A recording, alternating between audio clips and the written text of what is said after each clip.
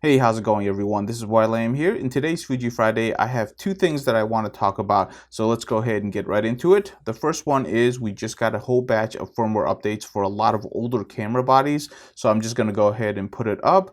But we got some bug fixes for the XT2, the X Pro 1, and the XE3. These are fairly old camera bodies that are getting bug fixes, but unfortunately, we're not getting any new feature enhancements. But honestly, that's something that you probably shouldn't be expecting at this point because the camera bodies are so old. We do have a firmware update for the XA7 that is adding a lot of functionality, but again, that's a 2020 camera body, so we expect to have some features coming out for that type of camera body. So if you own any of those camera bodies, definitely check it out. But like I always say, when it comes to updating firmware on your camera bodies, if it's running perfectly and it's just a minor bug fix, then I would recommend that you might not want to upgrade, because sometimes when you upgrade to a newer firmware, it might actually introduce bugs rather than just removing bugs. Moving on to the next subject, and this is something that I want to dive deeper into for this week, which is the fact that the XT4 is not going to come with 6K at 60 frames per second. This was a feature that was talked about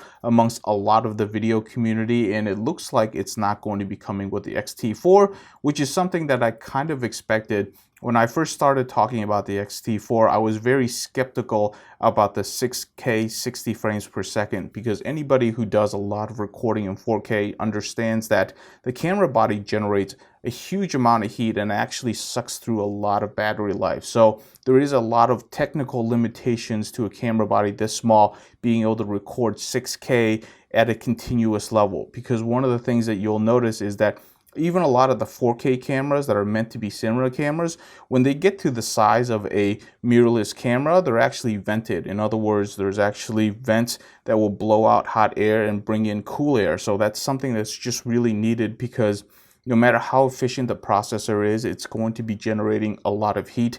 The sensor is going to be generating a lot of heat. So when the rumor came out that there was going to be 6K 60, I was a little bit skeptical, because if we get the same weather resistance that we've been getting with a lot of the XT cameras, then it's really too small of a camera body to be able to maintain 6K 60 at a continuous rate of shooting, which is something that we would need if you actually want to offer a feature like that and have it be useful. Now, having said all of that, that doesn't mean the camera is not capable of 6K 60. There could be a potential where Fujifilms might actually want to release that spec in a firmware update. We really don't know about that yet. That could be something that Fujifilms is kind of holding in their back pocket and seeing if they want to do something like that. But again, I think there's going to be a lot of limitations when you talk about up-resing to those type of formats, because we already know how much heat gets generated just doing 4K 60. Now, the reason why I want to dive deeper into this particular subject is that the Canon just announced their new mirrorless camera, which is the EOS R5, which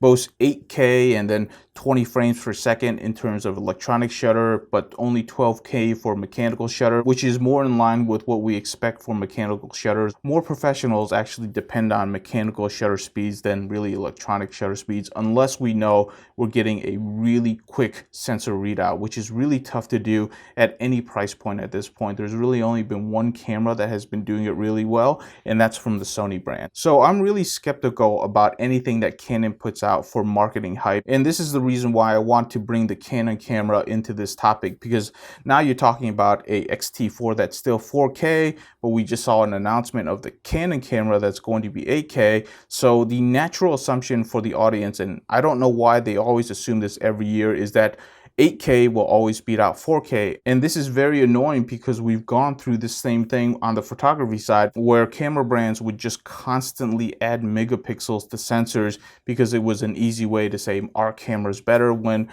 really it doesn't. Megapixels at this point really doesn't mean much in terms of most photography that we do. We've hit a point where megapixels doesn't really help as much. We'd rather see more dynamic range. We'd rather see, better ISO performance. We're kind of reaching the same point for video formats. Once we get up to 4K, we're already having trouble making best use of that 4K format, never mind trying to go up to 6K or 8K. Now, don't get me wrong, when we move up to 6K and 8K, it definitely helps in terms of reframing and being able to adjust your image to the proper context that you want. But honestly, I don't know of a whole lot of people that actually takes advantage of that type of feature, because it's really tough to think about, because you're talking about framing a shot in which it's going to be too wide and then having to go through the process of reframing afterwards in post. It's actually a lot of work in post that you would have to do in order to take advantage of such a feature.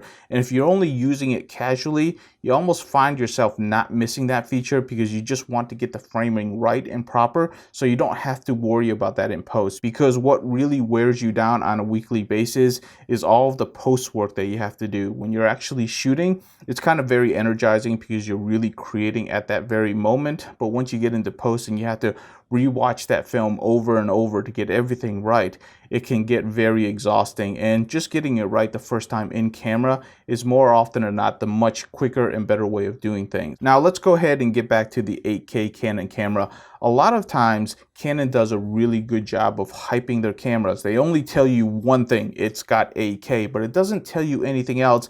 And more often than not, those other things are actually more important than the 8K resolution, such as, is it 8K with dual pixel autofocus? Because if you don't have that, a lot of people aren't going to like that camera. Is it going to be 8K using the full sensor, or is it going to be another 30-40% crop? Is it going to be 8K with really good color grading? Is it going to be 422 10-bit, or are we going to see a much more downgraded version of an MPEG-4 or some sort of proprietary format? Because any one of those limitations right there could ruin the 8K and make it not usable for your purposes. So 8K by itself really doesn't mean anything. One of the things that I love about Fujifilm cameras is that when they tell you it can record in 4K, more often than not, they're going to allow you to turn on and off all the features that the camera has to offer, which means you get a lot of flexibility and you get a lot of performance because you're getting the best features that camera can give you. There is definitely a lot of things that you want to think about besides just the resolution.